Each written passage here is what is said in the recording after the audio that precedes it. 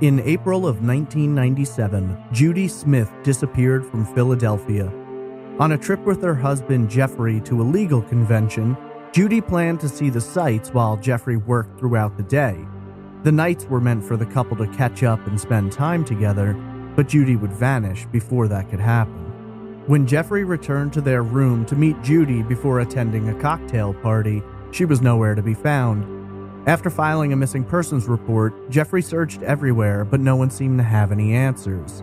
Several witnesses reported seeing Judy, but no one knew her current whereabouts. While investigators began looking at Jeffrey as a suspect, he hired private investigators to search for his missing wife. 5 months later, in September of 1997, 600 miles to the south in the mountains of western North Carolina, the Buncombe County Sheriff's Office recovered unidentified skeletal remains. These remains would later be identified as those of Judy Smith, though learning her identity only opened up more questions for which there were no answers. What brought Judy to North Carolina? Why hadn't she told anyone about her plans to go south? And who did she meet along the way who may hold the answer as to how and why she was murdered? This is Trace Evidence, Episode 93, The Mysterious Murder of Judy Smith.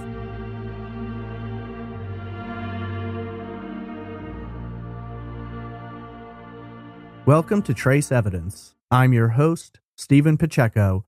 Today we examine the mysterious murder of Judy Smith. Before getting into the case, just a few notes about the show. Trace Evidence is a weekly true crime podcast focusing on a different unsolved case each week. If you have questions, comments, or case suggestions, email me at traceevidencepod@gmail.com.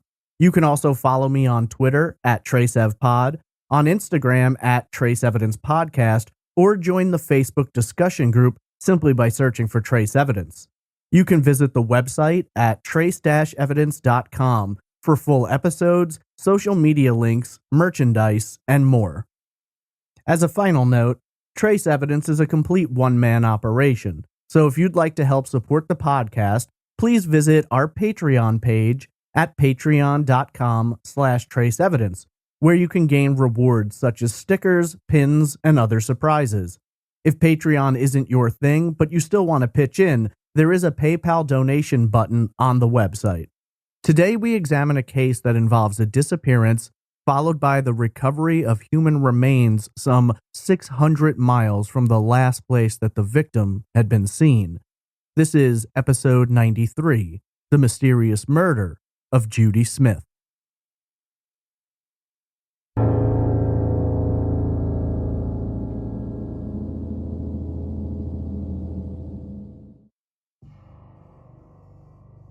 Pisgah National Forest sits in the Appalachian Mountains of western North Carolina and encompasses over 510,000 acres. Sitting approximately 11 miles south of Asheville, the forest is a popular spot for hikers of all skill levels, from those who look to casually walk the trails to those who seek to ascend mile-high peaks jutting out from the densely forested mountainside. Looking Glass Falls, as well as Sliding Rock, are popular locations that can be easily accessed as U.S. Route 276 passes through the forest, making it a simple trip to drive in, park, and make a short trek to the locations. During the summer, Sliding Rock is typically swarmed by adults and children alike who slide down the mountainside, smoothed out by years of water flow, finding themselves deposited into a deep pool of clear, cool water.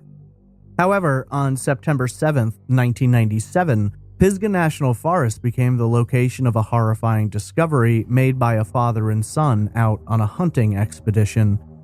The Stony Fork picnic area sits near Chestnut Creek, McKinney Creek, and Stony Fork. At approximately 4 p.m., the father and son arrived in the area where they quickly noted the appearance of bones scattered over an area 300 feet in diameter. At the center of the area, the two men discovered the remnants of a human skeleton and immediately fled the area to contact authorities and report their findings. The Buncombe County Sheriff's Office was the responding agency, and when they arrived at the scene, they were shocked by what had been found. The skeleton at the center of the area had been wrapped in a blue blanket before being placed in a shallow grave. The bones around the area, investigators reasoned, had been spread by animals in the forest over a short period of time. According to reports of the time, the bones, when recovered, showed that the victim had been dressed in hiking gear at the time, and during the search, several personal effects were found nearby. Whoever had dug the shallow grave had also fanned out, digging several smaller holes in the area into which specific items were concealed. From one, police retrieved a blue backpack. In another, a pair of sunglasses. The blue backpack contained warmer winter-style clothing and $80. Another hole, when discovered, had a shirt tucked into it. That shirt had $87 in the pocket. A diamond wedding ring still rested on one of the victim's fingers, and while cash was found at the scene, no wallet was recovered, which also meant no identification had been found either. While the cause of death could not be determined at the scene, investigators noted cuts in the victim's bra, suggesting the possibility of stabbing. While the discovery was horrifying to both investigators and residents alike, things like this don't typically happen in the area, it also brought back memories of another crime. Just 2 years earlier, the body of a woman, Karen Stiles, had been recovered not far from this particular location. In that instance, the victim had been bound to a tree by duct tape, sexually assaulted, and murdered by a gunshot. Now, a new body had been found, and police were wondering if there could possibly be a connection between the two. Unfortunately, until they could determine the identity of the victim, it would be difficult to begin piecing together the hows and whys of what brought her into this remote area. Considering the challenge of the countryside and the difficulty even skilled hikers had in reaching it, investigators speculated that the victim had likely been alive at the scene and had gotten there of her own efforts. They thought it would have been too difficult for someone to have killed her elsewhere and then carried her remains up the mountain. Considering the money and ring which had been left behind, detectives fairly quickly ruled out robbery as a possible motive. After examining the scene thoroughly and gathering up all evidence which could be found, the body was delivered to the state medical examiner's office in Chapel Hill, where testing would reveal several interesting details. Cutting marks were noted on the victim's ribs, which seemed to align with tears and cuts in her bra, and it was quickly ruled that the death came as a result of homicide. The medical examiner stated that the victim was likely somewhere between her early 40s and mid-50s at the time of her death, and had likely been left in the shallow grave within the past year or year and a half. Further examination showed that the victim had a great deal of dental work done and that she suffered from severe arthritis in her left knee. It would be these two details revealed to the public that would aid in a quick identification. However, while the discovery of the victim's name would typically result in producing some answers, in this case, it would only raise more questions. Angel Medical Center is a community hospital located in the city of Franklin in Macon County, North Carolina, approximately 70 miles to the west of Asheville. It was here that Dr. Parker Davis heard the news about the discovery of the unidentified woman, and it reminded him of a missing persons case he'd read about through a fax the hospital had received. What mostly captured Dr. Davis's attention was the notation about the victim and the missing woman both suffering from severe arthritis. In response to hearing about the discovery, Dr. Davis took the news article he was reading and faxed it over to the Philadelphia police, who had been searching for a woman named Judy Smith. According to the Philadelphia City paper, Detective James Sweeney received the fax and immediately reached out to Judy Smith's husband, Jeffrey, who had reported his wife missing some 5 months earlier in April. With the news article noting the dental work of the unknown victim, Detective Sweeney requested Judy's dental records, and it was through these records that it would be confirmed that the woman who had been found in Pisgah Forest was in fact Judy Smith. But now the question became, how did Judy get from Philadelphia to Pisgah Forest, some 600 miles away? The details surrounding her initial disappearance were baffling to begin with, but this discovery made the entire case even more mysterious. Judy Smith was born Judith Eldridge on December 15, 1946 in Hyannis, Massachusetts. Judy had been married 3 times. Her first husband had fled the country in an attempt to escape the Vietnam War draft. Judy married again, this time to Charles Bradford, with whom she would have a son and a daughter. When this marriage ended, Judy was left as a single mother raising 2 children with nothing more than a high school diploma, but Judy was never one to step back from a challenge. The young mother managed to work, support her children, and make her way through nursing school, becoming a home care nurse in the Boston area. It would be through her career as a nurse that Judy would ultimately meet, fall in love with, and marry Jeffrey Smith. Smith would later say that he'd been very impressed by the level of care Judy had provided his father, and he found Judy very easy to talk to. According to the blog Strange Company, Smith was a lawyer and the son of one of Judy's patients who was recovering from throat surgery, and the couple would embark on a 10-year relationship that ultimately culminated in their marriage in 1996, which would unite Judy's 2 children with Jeffrey's 1. According to friends and family, Judy and Jeffrey had an extremely happy marriage.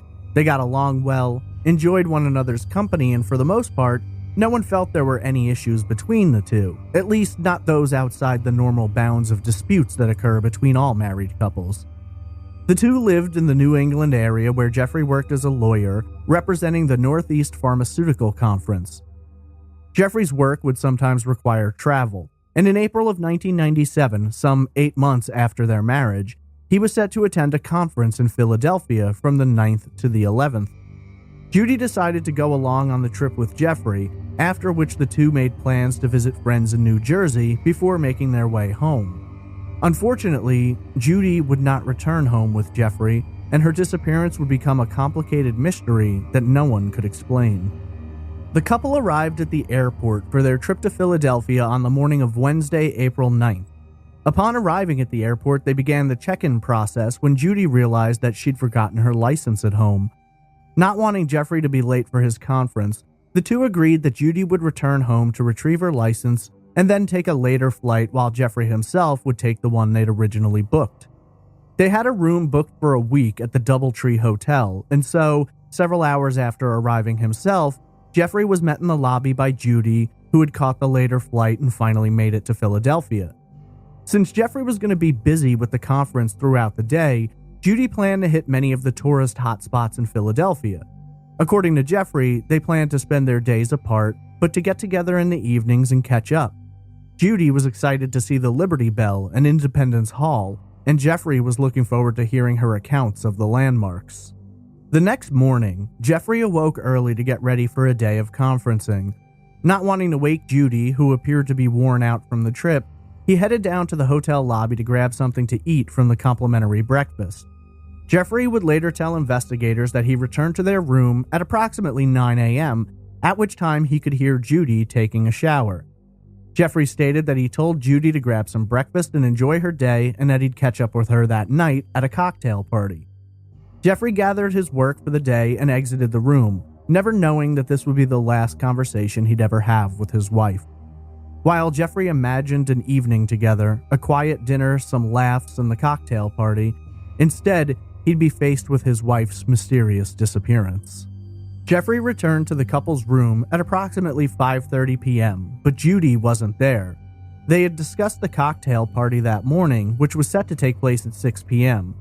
In an interview with the Philadelphia City paper, Jeffrey later stated, quote, "I was a little concerned, but I thought maybe we had mixed signals and that she thought she was supposed to proceed to the cocktail party. So I went down to the room where the cocktail party was, and I kind of floated back and forth between the room where the cocktail party was and our room for the next half or 3/4 of an hour." End quote. Judy, though, never arrived at the party, and every time Jeffrey returned to their room, he found it as empty and quiet as it had been the previous time he visited. At approximately 6:15, Jeffrey notified the front desk that he couldn't find his wife. After discussing her plans for the day, an employee at the hotel began calling around to local hospitals, wondering if perhaps Judy had been involved in an accident, but there were no patients or reports that matched Judy. Finally reaching his breaking point, Jeffrey hailed a cab and directed the man to follow the route led by a local tourist bus tour which Judy had been set to ride on. Jeffrey sat in the cab as they traversed the streets of Philadelphia, looking for any signs of Judy or where she may have gone, but the longer the trip progressed, the less the situation seemed to make sense. At the conclusion of the drive, Jeffrey returned to the hotel, making several phone calls back up to Boston, where he spoke with Judy's children, neither of which had received any calls or messages from their mother. Finally, with no other options and unsure of what to do, Jeffrey arrived at the Philadelphia Police Department, where he attempted to file a missing persons report, but was told he had to wait until 24 hours had passed. Frustrated and lost, Jeffrey returned to the hotel for a sleepless night. Early in the morning, Jeffrey planned to return to the police department, but he already felt hopeless at the way he'd been treated the previous day. Jeffrey felt the police were not going to take his missing persons report seriously, and so, knowing that prominent Philadelphia politicians were also attending his conference, he took the time to speak to two men. One, a member of the Pennsylvania House of Representatives, and the other, the mayor of Philadelphia. Jeffrey would later report that these two conversations resulted in a complete about-face by the Philadelphia Police Department, who were not only attentive and supportive when taking his missing persons report, but who had also been sitting and waiting for his arrival that morning. Unfortunately, though, this would not be the end of what he believed to be disinterest and mistreatment from the police. One theory which emerged early from at least one Philadelphia detective was that Judy had suffered from a midlife crisis which resulted in her leaving Philadelphia of her own volition, but to an unknown destination. No one accepted that theory, though. Jeffrey argued his wife would never just up and leave, and her children had never gone this long without hearing from their mother. The other theory, and one which was entertained by some as a little more probable, was that Jeffrey himself may have been responsible for the disappearance of his wife. Captain John McGinnis of the Philadelphia Police told the city paper, quote, "We are trying to keep a very open mind on what occurred here. When you look at statistics, 85 to 90% of females are killed by someone very close to them, a family member, spouse, boyfriend. Statistically, we have to look at Jeffrey Smith as a suspect until it's proven that he is not a suspect." End quote. Judy's daughter, Amy, was brought in for an interview, and Jeffrey was asked not to be present, to which he agreed. While investigators hoped to dig up information that could paint Jeffrey into a corner, they got quite the opposite. Jeffrey was depicted as a kind, good man who loved his wife and didn't even lie on his taxes.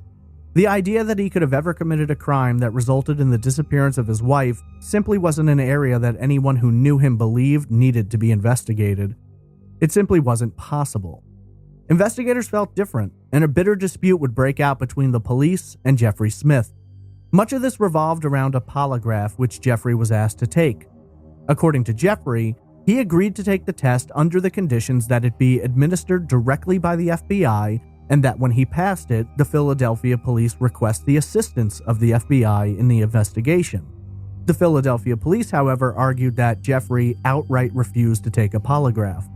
Captain McGinnis argued that Jeffrey had been told that the FBI would not agree to join the search, and so requesting their involvement was seen as a way to accept the polygraph, but to not have to actually take it. Police Commissioner Richard Zappille told a reporter, quote, "He refused. Certain conditions were met, but as far as I'm concerned, he refused." End quote. McGinnis would add to that conversation, quote, "We asked him, he said no. That's a refusal no matter how you word it.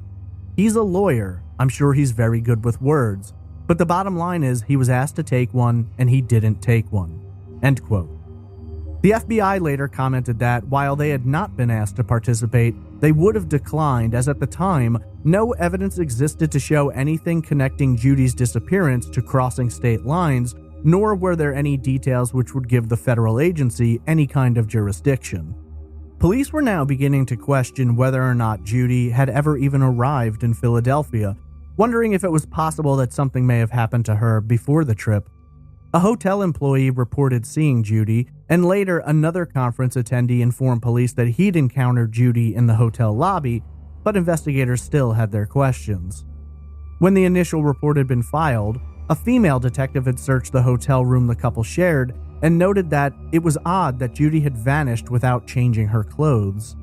The only clothing missing from her luggage was the clothing that she had flown to Philadelphia in, meaning that she'd have put on the same clothing the next morning when she went out to see the sights.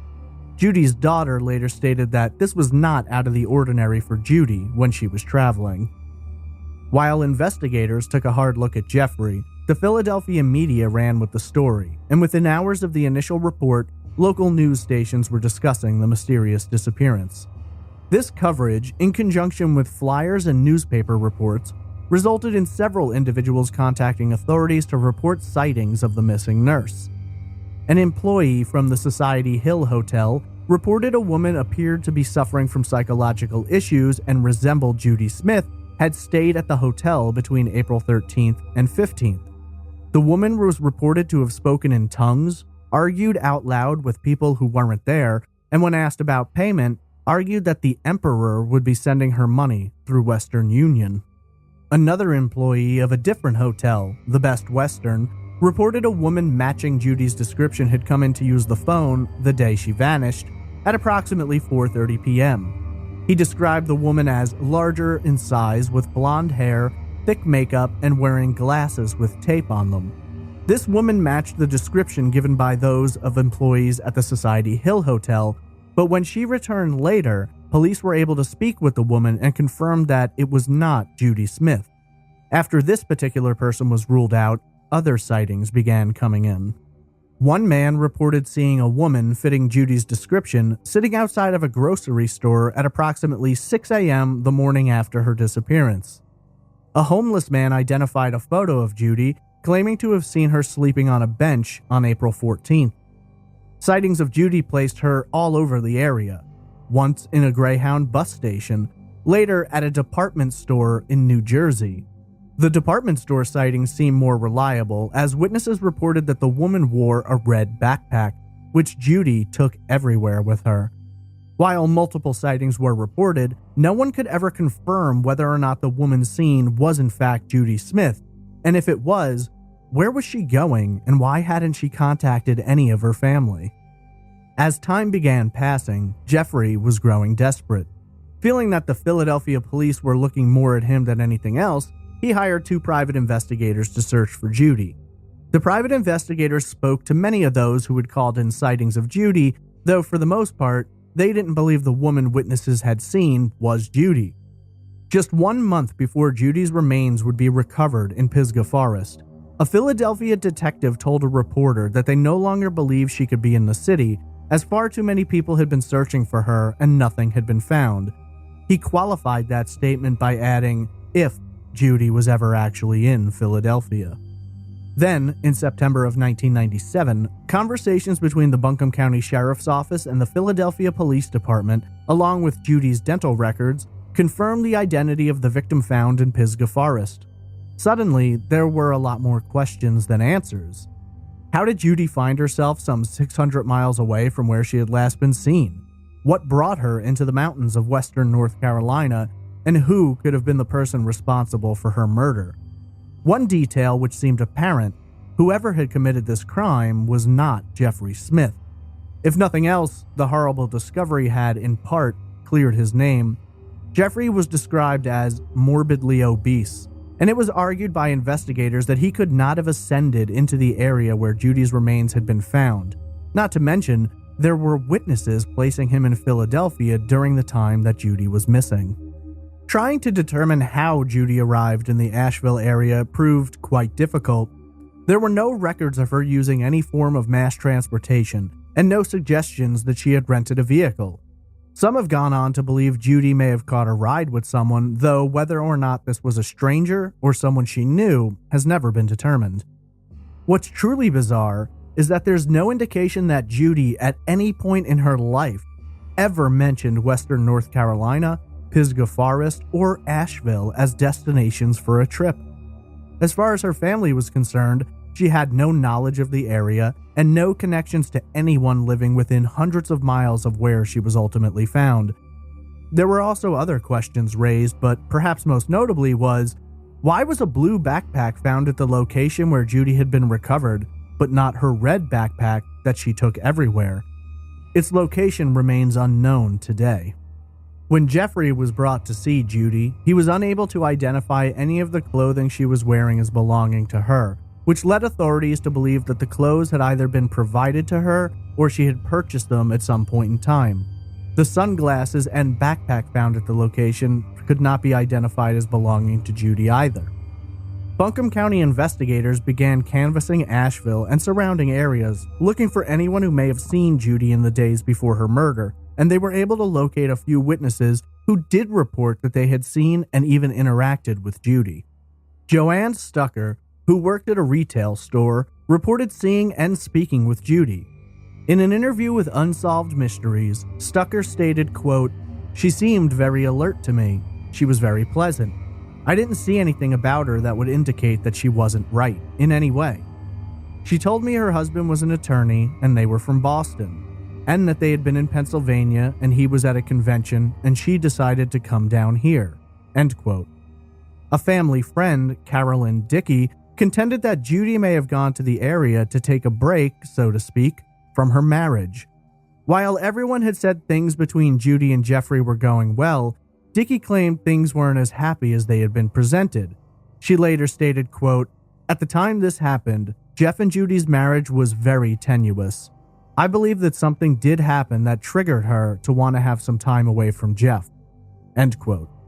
2 witnesses in the Asheville area reported seeing Judy as well, but in their accounts, she was behind the wheel of what has been described as a gray sedan. One witness, the owner of a campground not far from Stony Fork, claimed to have seen Judy driving up in a vehicle, which he described as being loaded with boxes and bags.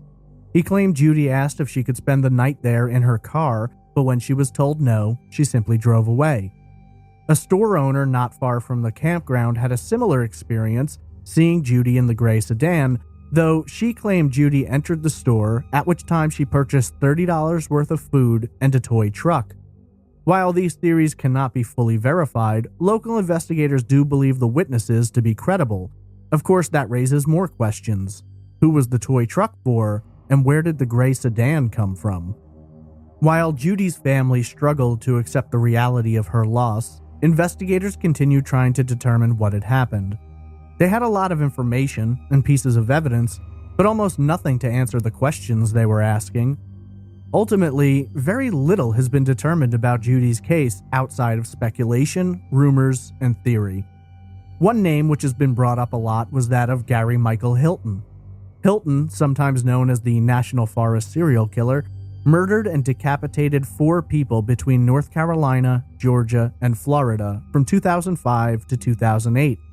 In October of 2007, 10 years after the recovery of Judy's remains, Hilton came upon an elderly couple, John and Irene Bryant, in Pisgah Forest. Hilton murdered Irene via blunt force trauma, leaving her not far from where the couple had parked their car. He then abducted John, forcing him to hand over his ATM card and PIN number. John was killed by a gunshot and left in the Pisgah National Forest. Hilton would go on to receive a life sentence in Georgia, a death sentence in Florida, and 4 life sentences in North Carolina. While Hilton was a killer who certainly utilized national forests as dumping grounds, no evidence has ever been found to link him to the murder of Judy Smith, though for many, he's considered a likely suspect. Other names batted around were those of Lewis Kyle Wilson, who had been arrested for kidnapping and assaulting a sex worker in 2009. According to a report from the Mountain Express, Wilson picked up the sex worker, knocked her out, and then took her home where he forced her to perform oral sex and then stabbed her in the head, though she did survive and escaped. Wilson was also named as a person of interest in the murder of Kelly Lane Smith. Smith had been abducted, raped, and dismembered, with her body parts being left in 2 separate locations, both of which were less than a mile from Wilson's home, though he has never been officially charged with that crime. On May 12th of 2016, a 64-year-old woman was abducted, sexually assaulted, and left tied to a tree in the Craggy Gardens area of the Blue Ridge Parkway. Her assailant has never been captured, but a composite sketch is available and depicts a disheveled man in his 50s with graying hair and unkempt facial hair. How long this particular suspect had been in the area and where he went afterward remains a mystery, but the fact of the matter remains that the dense national forests of western North Carolina had been the locations of several unsolved crimes in addition to the murder of Judy Smith. As I had previously mentioned, Karen Stiles, a 22-year-old, disappeared on Halloween of 1994 after going jogging in Pisgah National Forest. Her remains were found less than a month later on November 25th. The young woman had been raped, duct taped to a tree, and shot once in the head with a .22 caliber rifle. Police were able to track down her killer, Richard Allen Jackson, by tracing the weapon he had used to commit the crime. Jackson admitted to the crime and was given the death penalty, though his admission was later overruled by the Supreme Court of North Carolina, who deemed that his confession had been obtained illegally. Ultimately, Jackson was given a new trial where he instead pled guilty to second-degree murder, first-degree rape, and second-degree kidnapping, for which he received a sentence of 25 to 30 years in prison. This devastated the Stiles family, who now had to live the rest of their lives without Karen, while her killer can possibly exit prison after serving only 20 years. While this case was solved, whether or not to anyone's satisfaction, the murder of Judy Smith remains a giant question mark that mars the face of Western North Carolina law enforcement. In terms of evidence, new developments, anything that might bring us closer to knowing the truth behind Judy's final days, little if anything has been found. How Judy arrived in Western North Carolina is still a mystery, and what brought her to the remote mountain location has never been determined. Whether or not Judy traveled alone, knew someone in the area, or perhaps met someone in the area or along the way is almost anyone's guess. The only information investigators believe they possess about the person who murdered Judy Smith was that the sunglasses and the blue backpack found buried at the scene are believed to have belonged to that killer. It's been 22 years since Judy Smith was murdered and buried in the Pisgah National Forest. Over those years, little has been discovered, and the theories remain quite similar to what they were early on in the investigation. The first theory, despite police stating otherwise, argues that Judy Smith may have been murdered by her husband Jeffrey, either directly or via the hiring of a hitman. Police don't believe Jeffrey was involved, but there are still those who argue that he could have committed this crime. The second theory connects known killers who have practiced in the Western North Carolina region, including Gary Michael Hilton and Lewis Kyle Wilson, who were known to leave the remains of their victims in national park areas and to have operated in the area itself. The third and final theory is that Judy Smith was murdered by someone she either planned to see in Western North Carolina or perhaps that she met along her journey. There are those who believe Judy planned to abscond to the mountains for a break from her marriage and perhaps everyday life, and that during this journey to figure things out, she may have come upon her killer. Others believe Judy may have known her killer and specifically visited the area to see him, not knowing what would happen. On January 25th, 2005, some 8 years after the murder of Judy Smith, her husband Jeffrey passed away at the age of 59. Mr. Smith went to his grave never knowing who murdered Judy or why. The mystery remained with him to his final days. Judy's 2 children, Craig and Amy, have never received answers to any of the questions revolving around this mysterious and disturbing case. How is it possible that all these years later, still, no one has the answers as to what drew Judy to the mountains and who saw the kind, caring, and loving young mother, wife, and nurse as an easy target for murder? One thing, though, is certain. Someone knows the answers to these questions. Someone knows exactly what happened to Judy, and there's a chance that person is still somewhere in Western North Carolina. This didn't appear to be a completely random crime. There was no motive determined. Robbery obviously wasn't the reason, for which many suggest that the killer committed this crime purely out of a desire to do so. If that is the case, there are likely more bodies buried in the national forests of Western North Carolina, or perhaps even more widely around the country, and the person responsible could still be out there, plying their craft and destroying more families. Hopefully, for the family of Judy Smith, the answers will be found sooner than later.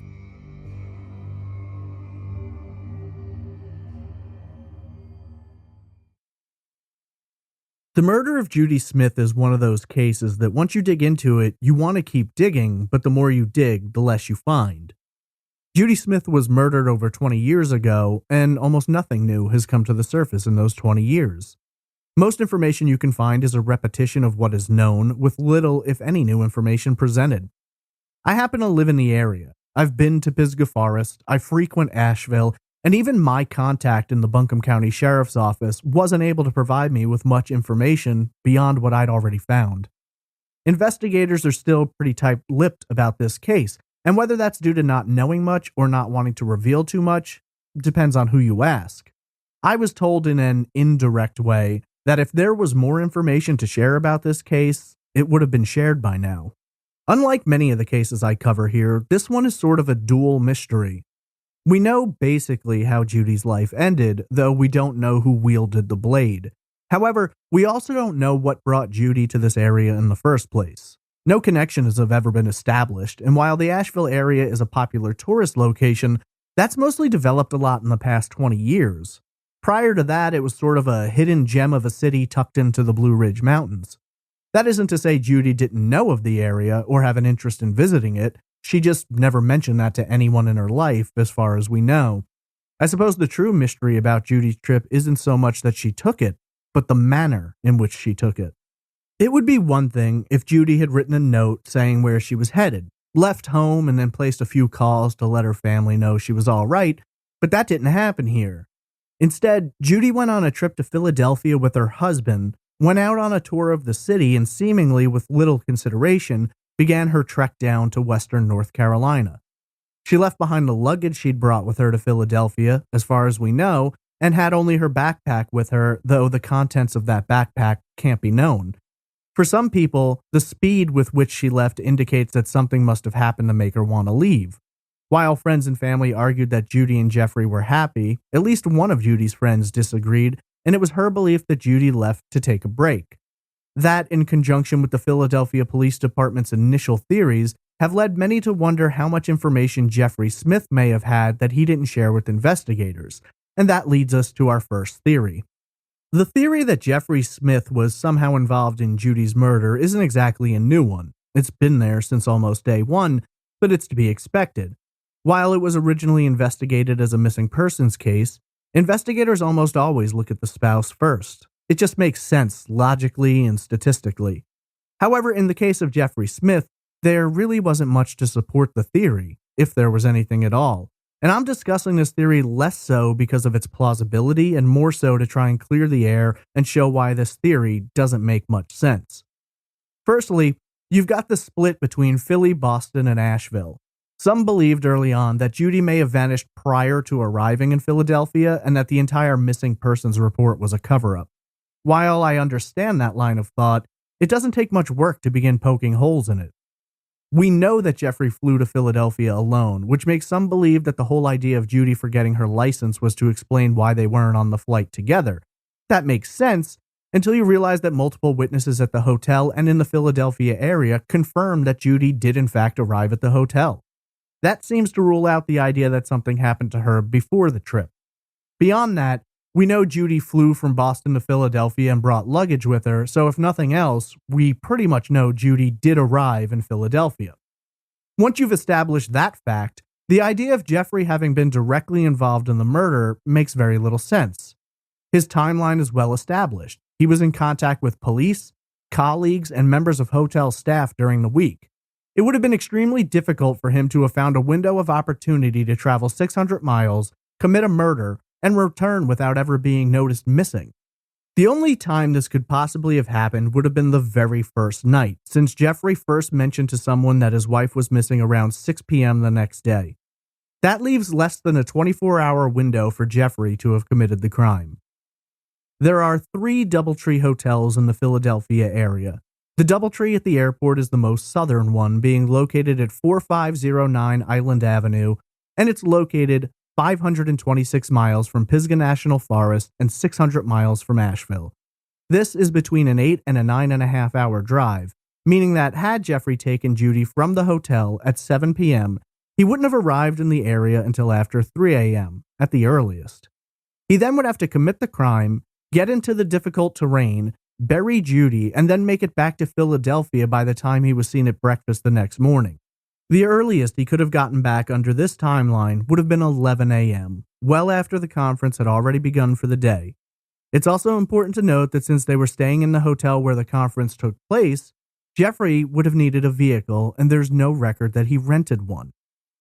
Those details alone seem to show that Jeffrey could not have committed the murder. However, some have argued that he may have hired a professional to commit the crime for him.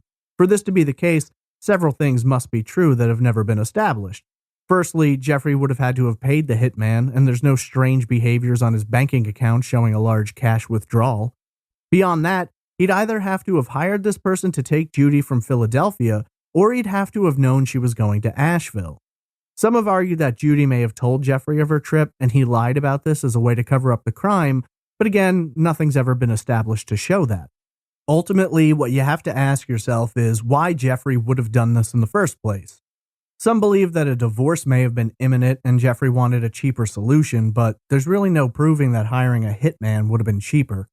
Not to mention, both Judy and Jeffrey had been divorced before, and there's absolutely no record or history of Jeffrey ever being violent or threatening violence against Judy, nor his first wife.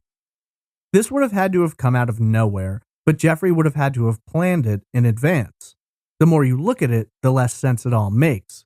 Now, there's no accounting for the level of skill someone might find in a professional hitman, but most people don't believe the hitman would have left any evidence behind, such as the sunglasses and backpack. Not to mention, most hitmen operate with firearms, not bladed weapons. Now, I can't say with 100% certainty that this isn't what happened, but when you weigh everything out, it does seem far-fetched. You've got to consider that Jeffrey reported his wife missing despite the Philadelphia police being disinterested. He spoke to prominent politicians to get the wheels moving, participated in interviews, pushed for more attention, and was very driven in trying to locate her. This could be an elaborate cover-up, but it seems counterproductive for Jeffrey to do all of this, if indeed he was involved.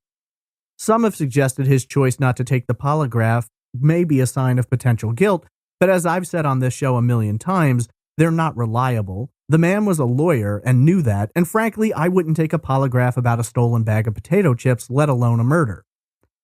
From everything I could find, Jeffrey Smith was a hard-working, caring, law-abiding citizen who never committed any crimes and who loved his wife. It's a sad thing that people still look at him as a potential suspect, but I suppose when you're dealing with a murdered spouse, it only makes sense. However, amongst everything we know, if Jeffrey Smith was still a suspect, which according to the police, he is not, he would be a very poor suspect in this case. So if it wasn't Jeffrey Smith, who could it have been? Unfortunately, there are some names that are connected to similar crimes. So I went through the crimes of Gary Michael Hilton, Lewis Kyle Wilson, and Richard Allen Jackson, 3 men who are known to have committed murders in the area and to have utilized either national forest land or secluded remote locations for the disposal of their victims. Jackson is ruled out immediately. He was in prison and on trial during the time that Judy was murdered. Hilton's known crimes began taking place between 2005 and 2008, meaning that it's unknown if he was actively committing murders in the late 1990s. However, he did have a propensity for decapitating victims, which didn't happen here. That doesn't necessarily rule Hilton out, as Judy was murdered by a bladed weapon, and obviously Hilton would have had one in his possession. Hilton is an interesting study, as we know, at least in the instance of the Bryants, that he'd been camping in the area and scouting for potential victims. His crimes seemed to be those of opportunity, targeting individuals who had entered onto hiking trails or in national parks where he himself would already have been. Once he saw the chance to commit his crimes, he struck, and this could have happened in Judy's case had she entered Pisgah National Forest of her own volition. I do think it's interesting to note that at the time of Judy's murder, Hilton was 50 years old and that he and Judy were only 1 month apart in age. His first confirmed victim was killed in 2006 when he would have been 59, which seems like a late age for a killer to begin. Hilton had been considered a suspect in several other murders, but the earliest took place in 2005 when he was 58. So I think there's a good likelihood that Hilton was active prior to his 50s, but we don't have anything to prove that. No evidence has ever been found to link Hilton to Judy's murder other than the fact that he was active in the area and committed similar crimes. Unfortunately, due to a lack of evidence, there will likely never be a connection made between Hilton and Judy if indeed he committed the crime. One detail, though, which makes things a little different to some degree, is that Hilton typically left his victims exposed. He didn't go out of his way to try and bury anyone or conceal remains, which is a little different from what happened to Judy. So while no connections can be officially made, Many believe that Hilton could have been responsible. I tried to narrow down a timeline of where Hilton was in the late 1990s, but the man functioned as a drifter, and it's almost impossible to know. So what about Lewis Kyle Wilson? Wilson's victims were primarily sex workers whom he spent time around as he functioned in the drug world dealing various types of illegal substances. We know that Wilson abducted, assaulted, and stabbed a victim, though she survived and was able to identify him. Part of his crime involved taking the woman back to his home. Several other sex workers reported being picked up by a man fitting Wilson's description, at which time they were taken to locations within 100 feet of his home to be assaulted. In the case of Kelly Lane Smith, for whom Wilson is a suspect but has never been charged, she was also a sex worker who was murdered and dismembered, having her body parts scattered in 2 separate locations within close proximity to Wilson's home. Both of his crimes revolve around his home, and for some, they wonder if it's possible that he could have encountered Judy, mistaken her for a sex worker or maybe a transient, and tried to get her to come home with him, at which time things could have turned violent. We know in the case of his first victim, Wilson knocked her unconscious to take her home. That could have happened here as well. So we know Wilson used a knife, and we know he stabbed at least one person. If he was involved in Kelly Lane Smith's murder, then this would show that he also used that weapon to dismember at least one victim. However, as with Hilton, Wilson's crimes took place in the 2000s, specifically 2008 and possibly 2006. This again pads a decade between his crimes and the murder of Judy Smith. Lewis Kyle Wilson was 31 in 2008, meaning that he was born in 1977, which would make him only 20 years old at the time of Judy Smith's murder. That's not an impossibility by any stretch of the imagination, though. However, Wilson's MO is a little different. He mostly went to areas he knew sex workers would be, picked them up, and then drove them to locations near his home where he would commit his crimes. In most instances, he assaulted the women and threatened to kill them, but didn't. In one confirmed attempt to murder a victim, he failed. These don't exactly seem like the behaviors of a man who has successfully committed murders from the age of 20 years old, but again, anything is possible. If he was involved in Kelly Lane Smith's murder, then he has shown the ability to commit the crime, cover it up well enough to avoid direct charges, and to have utilized a knife to do it. It's a little weird for me that one of the murders, Kelly Lane Smith, that they try to link to Wilson also involves a woman with the last name of Smith. However, when we're looking at this specific case, we have to remember this. Wilson lived in a cheap place, dealt drugs, and drove a junky truck. You'd imagine, had he murdered Judy, he'd likely have taken her cash and possibly her ring, but that didn't happen here. Robbery isn't believed to be connected. There's also the man who sexually assaulted the 64-year-old woman and left her tied to a tree. While this is obviously a sick and disturbed individual, police don't believe the crimes are connected, as this person specifically targeted the victim for sexual assault and no murder took place, instead leaving her bound to a tree. However, there is the possibility that Judy could have come upon this man and maybe fought back, which could have resulted in him going beyond his limits and committing the murder. Maybe that would explain wrapping the body. Purely speculative on my part, but you never know. Of course, that sexual assault took place in 2016, 19 years after Judy was murdered. There is, of course, the possibility that maybe it is the same man, but 19 years had passed and he didn't feel as confident in his abilities to get away with murder. So we've got a list of people here who could potentially have been involved, but not enough to connect any of them to the actual crime. It's understandable why this murders remains such a mystery. However, if it wasn't Judy's husband, and maybe it wasn't one of these killers, then who else could it have been? Some have speculated that Judy either knew someone in the area, or she met someone along the way to Asheville.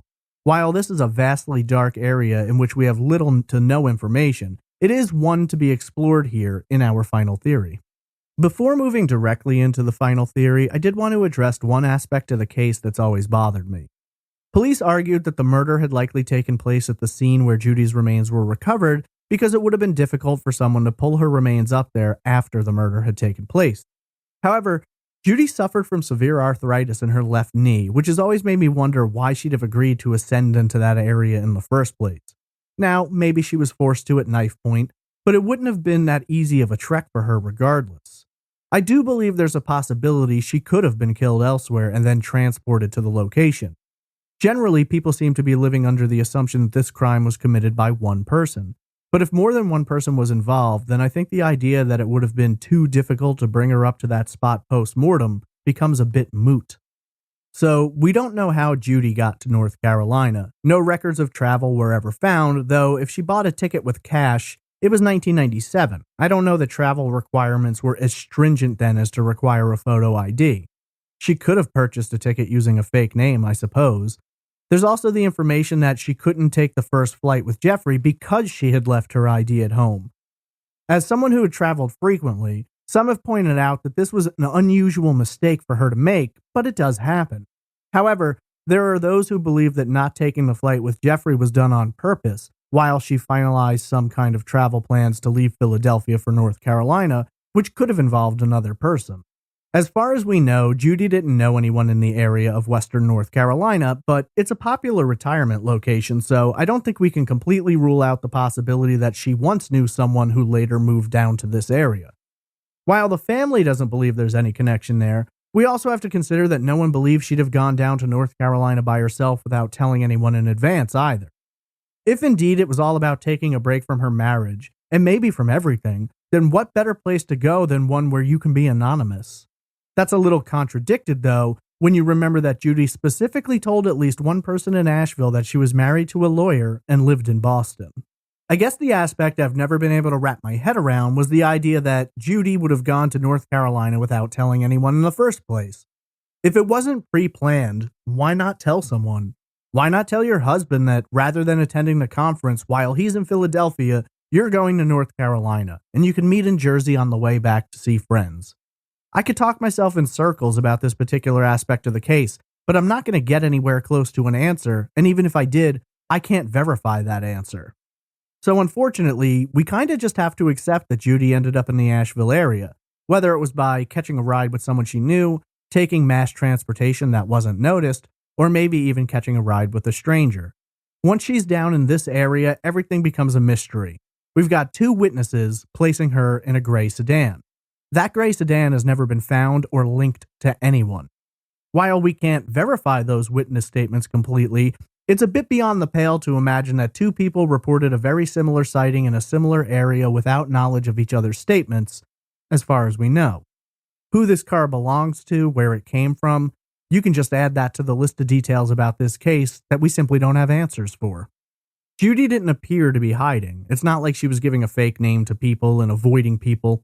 She was described as polite, seeming to have her life together and just a typical tourist. We know now that she was anything but typical at the time, but she didn't seem to express any concern about anyone seeing her there. She wasn't going out of her way to avoid being noticed. As far as we know, to Judy, this was a normal trip down south, or at least that's how she presented it. It's not like she told people that she had come down to Asheville without telling anyone, and for reasons we may never understand, that's exactly what she did. She'd have to know Jeffrey would notice her missing, but she left nothing behind to explain her absence. She even left her luggage behind, which has made some people believe her decision was more spur of the moment, perhaps as a friend suggested, that something happened and she needed a break. By whatever way Judy ends up in Western North Carolina, at some point, someone makes the decision to stab her. The definite cause of death has never been stated because there wasn't enough evidence to know for certain. It's known that she was stabbed, but whether those stabs caused her death or took place after her death is unknown. If indeed the sightings are true and Judy was driving a gray sedan, it seems to me there's a high likelihood that she knew someone in the area and maybe that vehicle belonged to that person. She bought $30 worth of food and a toy truck. Seems like a weird purchase for a woman who's missing, whether or not she knew that she was missing. Another important detail is that when Judy's remains were found, the medical examiner initially determined based on decomposition that she'd been in that spot for between a year to 2 years. But we know now that she'd only been missing for 5 months when she was found. Seems strange that her remains skeletonized so quickly, but without more forensic evidence, there's not much of a way to determine whether or not something was used to speed up that process. Just another question without an answer. So what do we know? We know that Judy Smith came down to Western North Carolina, was murdered, and whoever committed the crime has never been found. Whether this was someone she knew and trusted, someone she met along the way, or someone who just happened to be in the area and looking for a victim, we don't know.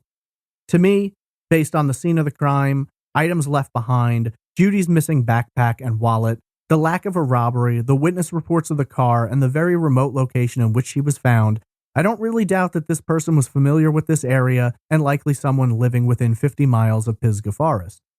The fact that no money was taken, but Judy's wallet, including her ID, was, and her red backpack was never recovered, makes me want to believe that the killer probably knew her and was trying to conceal her identity to distance himself from the crime, but again, on my part, that's purely speculative.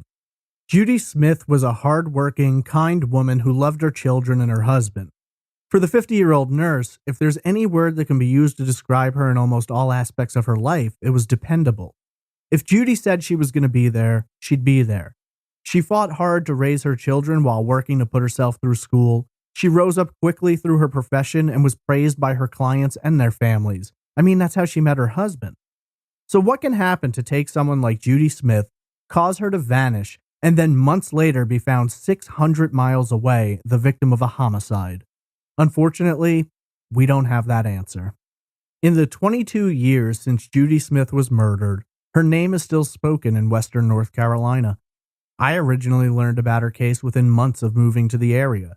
It's always bothered me to walk the streets of Asheville that she walked, to enter Pisgah Forest knowing what happened there but not the how or the why. Perhaps most bothersome of all is the knowledge that her husband passed away never knowing the truth, and her children to this day have only memories of their mother rather than her company in their homes. A family was destroyed, and now they're haunted by the possibilities. To this day, Western North Carolina remains haunted by the unsolved case, and investigators acknowledge that the likelihood of finding answers gets slimmer each year. Hopefully, sooner than later, we'll get more information. Something will be found, some connection will be made.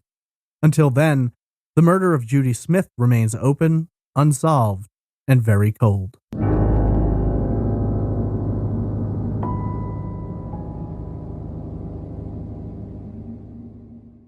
If you're looking for more information about the murder of Judy Smith, there are some articles and websites that discuss her case, though not a great deal of them. Unsolved Mysteries ran a segment on her story, which you can still watch on YouTube. And as always, I'll link to all articles and sources used for this episode in both the show notes and on the website. If you have any information about the murder of Judy Smith, please contact the Buncombe County Sheriff's Office at 828-250-4503. What do you believe happened? Tweet me at TraceEvPod, email me at traceevidencepod@gmail.com, Instagram message me at TraceEvidencePod, or comment in the Facebook group. What app are you using to listen to podcasts? I've been using the Himalaya app, and I really love the setup. It's so much easier and streamlined than many others. But there's an added bonus with Himalaya. Through the app, you can become a supporter of Trace Evidence. Without even having to leave the app, you can sign up for a small monthly fee that goes directly to production costs for the show. And in return, you'll receive ad-free episodes and access to upcoming monthly bonus premium episodes. If you'd like to test this out, visit himalaya.com/traceevidence and use the promo code EVIDENCE for 1 month free. Once you get used to ad-free episodes and bonus content, you won't want to turn back. As some of you are aware, on Patreon, I will begin posting 1 episode per month that is not available in the normal feed beginning in September. In these episodes, I'll discuss a variety of cases, including solved cases, which are voted on monthly by patrons.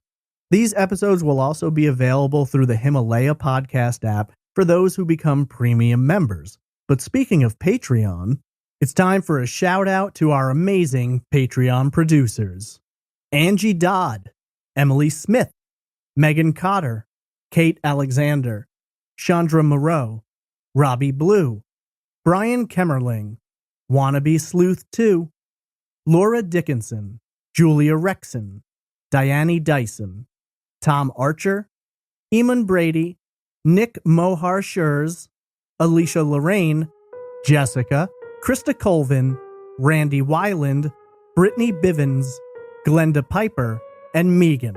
You're all amazing, and if you're new and I mispronounced your name, just shoot me a message and I'll correct it. As we enter the month of October, I usually approach cases a little bit differently, where I try to focus more on cases that I'm personally invested in, ones that bother and disturb me, whether or not there's a great deal of information available, as you've seen in today's episode. But that being said, hopefully the month of October will be full of cases that you'll find as interesting as I do. So I hope you'll join me next week for another unsolved case on the next episode of Trace Evidence.